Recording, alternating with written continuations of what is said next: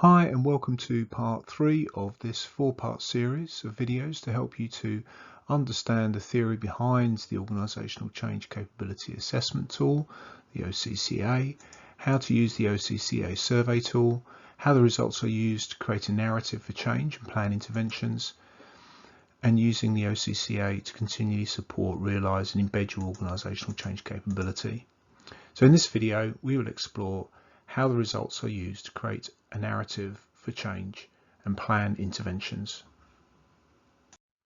So I thought it'd be useful just to take you through an example of how this would work in practice. So we've had a look at the individual scores, and obviously they sum up to an organisational level. So let's say these are the organisational level scores that we have now, and in this case we have fairly low scores around fairness and around support and dialogue and goal-directed behaviour. So what could this tell us about the organisation? In order to understand those interrelationships, which is the key to understanding complex systems, we have to simplify what looks like a very complex system into something a bit simpler. And what this diagram shows us is the level of correlation between the competencies. So here there's a strong correlation between fairness and dialogue. There's a weaker correlation between fairness and adaptability, for example, and efficacy. So we can use this kind of diagram to really understand what's driving these scores. So remember, we had low scores for support, fairness, dialogue and goal directed. And we can use this diagram to unpick what looks like a very complex set of relationships. So if we start with fairness, for example, we mentioned there's a strong relationship between fairness and dialogue and relationships there as well. And purpose and performance is quite strong correlations there as well with leadership and development. If we go to dialogue, we can see that there's a strong relationship between goal directed and dialogue as well, and also performance. And again, with goal directed, we can see a strong relationship there with performance and with purpose. And then if we go to support, we see weaker relationships here, but relatively strong relationship with leadership and resilience as well. I think purpose and resilience are fairly strongly correlated. So what is the story that we can tell around this underlying data?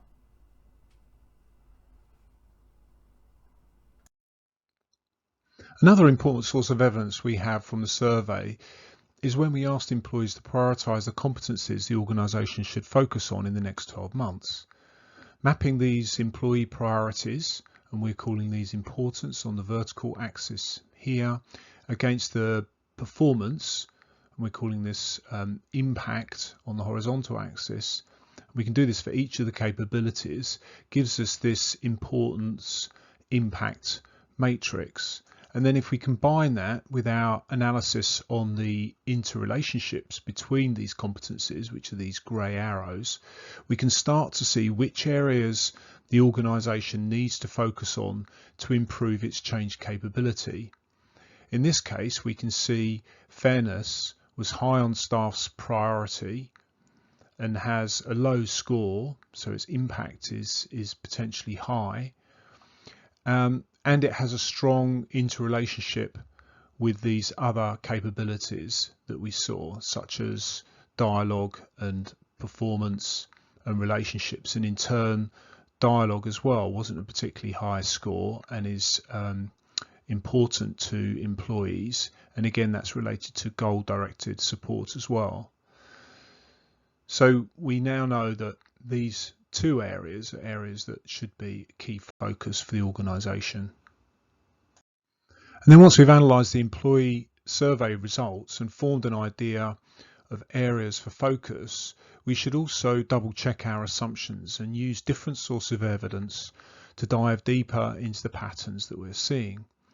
We know from the evidence that fairness and dialogue are related because they are part of interactional justice, the degree to which people feel that they're treated with dignity and respect and are given proper explanations of why certain decisions are taken. And CIPD report talks about employee voice, which is this idea of organisational interactive justice. They highlight the critical role that managers take in supporting this process. And the CIPD evidence review of goal setting also tells us that goal setting is critical to give employees a sense of direction and focus and persistence in improving their performance. But it also works best when managers are supportive. And we also know that supportive behaviours are a key driver of organisational commitment, which in turn drives performance. So this gives us a strong indication that if we want to increase fairness and dialogue within the organisation, a good place to start would be developing employee management relationships. And so by combining the organisational evidence from the survey, the scientific evidence from these evidence reviews, and the reviews that CIPD do across different industries, we can really start to form a rich picture for our strategy and potential interventions for improving change capability and performance.